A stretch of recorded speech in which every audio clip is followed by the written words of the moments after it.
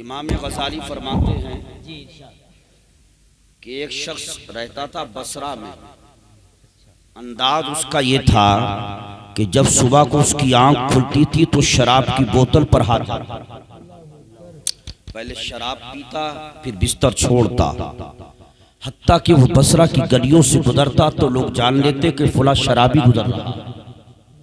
दिन भर शराब खाने में मस्त रहता। जब वो मर गया, तवज्जो चाहता, इमाम गज़ाली ने लिखा है, जब वो मर गया तो लोगों ने कहा ये बहुत बड़ा शराबी था, इसे कोई गुस्ल नहीं देगा, कोई कफन नहीं देगा, कोई नमाज़ी जनाजा नहीं पढ़ेगा।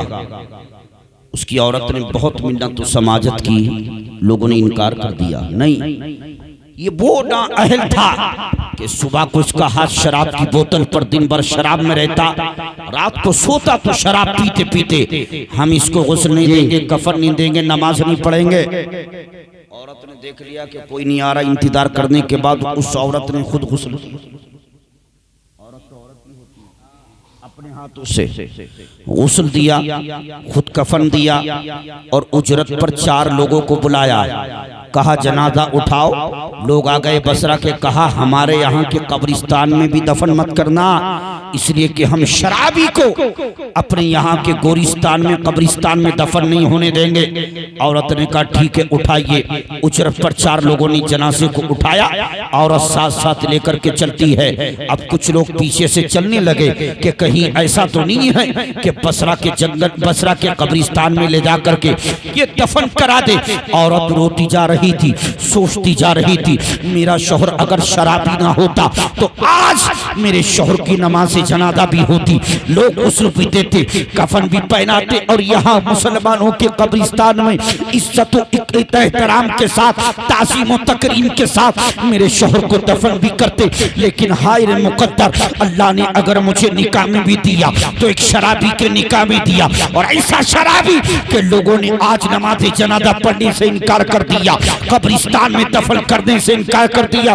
रोती जा रही थी, सोचती जा रही थी, साथ साथ अचानक वो जंगल आता है कि उस जंगल में एक पहाड़ी पर एक अल्लाह का वली रहा करता था, और वो अल्लाह का वली कभी अपनी कुटिया से जमीन पर नहीं उतरता था। बसरा के लोग तरसते थे उस अल्लाह वाले की ज़ियारत के लिए, और उनकी करामत ये थी कि जब उनकी ज़ियारत जिस किसी बसरा के इंसान को होती थी, उनको देखते ही जो नियत करता था, अल्लाह उनके चेहरे की बरकत से उसकी उसी नियत और मुराद को पूरा कर देता।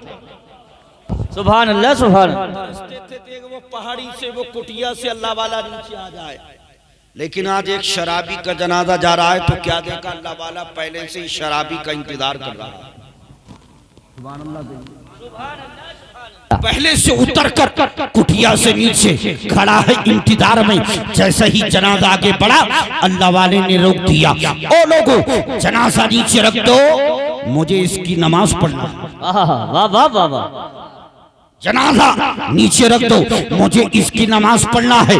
जब अल्लाह वाले ने ये कहा, जो 7 बसरा के थे वो दौड़ करके बसरा में आए और आकर के लोगों से कहा, ओ लोगों, जिस शराबी को गुस्ल देने से हमने इनकार किया, कफन देने से इनकार किया, कब्रिस्तान में दफन करने से इनकार किया, नमाज पढ़ने से इनकार किया, वो पहाड़ी में, वो कुटिया में रहने वाला अल्लाह का वली उसका इंतजार कर रहा है, नमाज जनाजा पढ़ने के लिए तैयार है। जनाजा रुकवा दिया गया है। लोगों ने इतना सुना तो दौड़ लगाई। अब ये नहीं देखा कि एक शराबी का जनाजा पढ़ा जाएगा, बल्कि ये देखा पढ़ा किसी का जाए, लेकिन पढ़ा अल्लाह का वली रहा। लोग दौड़ लगाते हैं, तू चल मैं चल, तू चल मैं चल। लोग दौड़ लगाते हुए पूरा बसरा इकट्ठा हो गया। अल्लाह के वली ने नियत को बांधा, लोगों ने इब्तिदा में नियत को बांधा। अल्लाह के वली ने नमाज जनाजा को पढ़ाया। जब सलाम फेरा तो एक बुजुर्ग आगे बढ़े और उन बुजुर्ग ने बढ़कर के कहा, हुजूर गुस्ताखी की माफी चाहता हूँ, लेकिन मैं पूछना चाहता हूँ कि आपने इतने बड़े शराबी की नमाज जनाजा क्यों पढ़ा दी है? तो खुदा की कसम उस अल्लाह के वली ने कहा, मैंने खुद नहीं पढ़ाई है, खुदा का हुक्म आ गया। सुभान अल्लाह, सुभान अल्लाह, वाह वाह वाह। ये किसी चलते फिरते नहीं लिखा, इमाम गज़ाली ने लिखा है। तो उन्होंने कहा, हुजूर अगर ऐसे ऐसे शराबियों की नमाज जनाजा आप पढ़ाएंगे तो गुनाहगारों का क्या होगा, नेकों का क्या होगा। इतना बड़ा शराबी और आपको हुक्म आ गया, हमारी समझ में नहीं आई।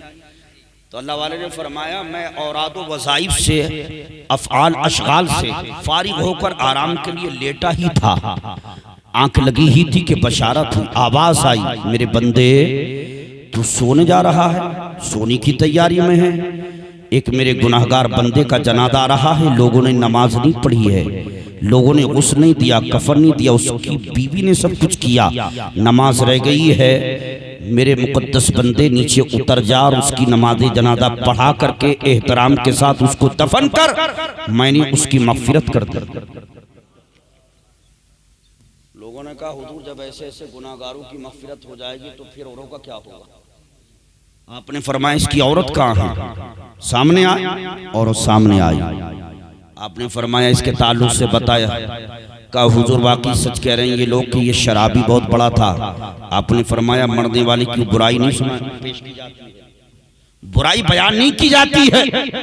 इसीलिए मेरे भाइयों हुक्म ये है कि जब मुसलमान को गुस्ल दिया जाए तो नहलाने वाला अमीन होना चाहिए। अमीन क्या होना चाहिए, अमीन होना, सच्चा होना चाहिए। इसलिए कि नहलाते वक्त अगर कोई अच्छाई देखे तो लोगों में उसको बयान, अमीन।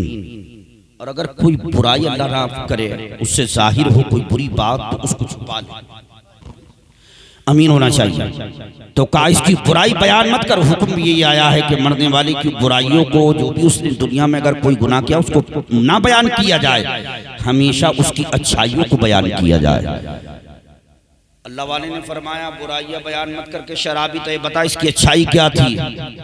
तो उस औरत ने कहा कि शराबी तो था लेकिन अच्छाई ये थी कि जब रात को ये नहा धो कर वुज़ू करके मुसल्ले पर बैठता था तो अपने हाथों से अपने चेहरे पर तमाचे लगाता उस औरत ने, और तमाचे लगाता रो रो कर खुदा की बारगाह में अर्ज़ करता, मौला मैं कितना बड़ा गुनाहगार कि मेरे नफ्स ने तेरी बारगाह में कोई सजदा ना करने दिया, तेरी बारगाह तक ना आने दिया नफ्स ने मेरे, ये नफ्स बड़ा जालिम है। मौला मैं बड़ा गुनाहगार हूँ, बड़ा सियाकार हूँ, बड़ा बदकार हूँ। ए मौला तो मुझे जहन्नम के कोनों में से किस कोने में फेंकेगा। इतना कहता और बेहोश हो जाता, जब होश आता फिर यही कहता। इसी आलम में इसकी रात गुजर जाती। दूसरी अच्छाई इसके अंदर ये थी कि ये हमेशा अपने घर में अपने साथ अपनी दस्तरखान पर 4 से 5 यतीम बच्चों को रखता, तलाश करता था बसरा में कोई बच्चा ऐसा है जिसके बाप का इंतकाल हो गया हो, कमाने वाला कोई ना हो, उसका जरिया माश ना हो, बेवा औरत, उसके बच्चे नाबालिग, 2 होते 3 होते 1 होता उसको ले लेता। 4 से 5 हमेशा यतीम बच्चे बेसहारा गरीब अपने साथ रखता। जैसा कपड़ा अपने बेटों के लिए लाता ऐसा ही उन बच्चों के लिए लाता, जैसा अपने बच्चों को खिलाता ऐसा ही उनको खिलाता। हत्ता के दस्तरखान पर जब बैठता अपने बच्चों को दूर कर देता, उन गरीबों के बच्चों को हमेशा अपने करीब कर लेता। इसका ये भी एक अमल था। खुदा की कसम इतना कहा तो अल्लाह वाला रोने लगा, और अल्लाह वाले ने रोकर कहा कि रोजाना इसका तौबा करना खुदा की बारगाह में कि अपने हाथ से तमाचों को लगाना, ये भी इसकी अदा अल्लाह को पसंद है। और सबसे बड़ा इसने कारनामा ये किया है कि गरीबों को अपने दस्तरखान पर रख कर के हमेशा खिलाया, उनका पेट भराया। अल्लाह ने इसी अमल के सदक़े इसकी जिंदगी के तमाम गुनाहों को माफ कर दिया।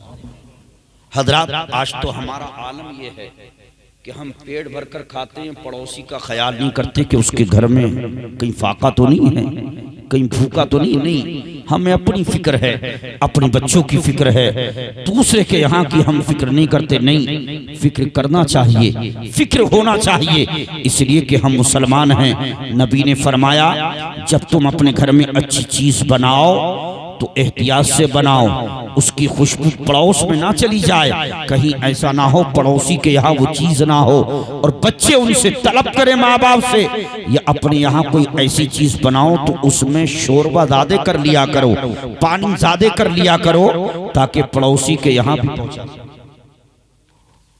और आजकल तो मामला उल्टा हो रहा है, खुशबू करके चढ़ाया जाता है और बता भी दिया जाता, रात हमने तो भाई मुर्गा खाया था, और बाहर बयान करते हैं बकरा खाया था। किसी का दिल दुखे तो दुखे नहीं, दिल नहीं दुखाना चाहिए।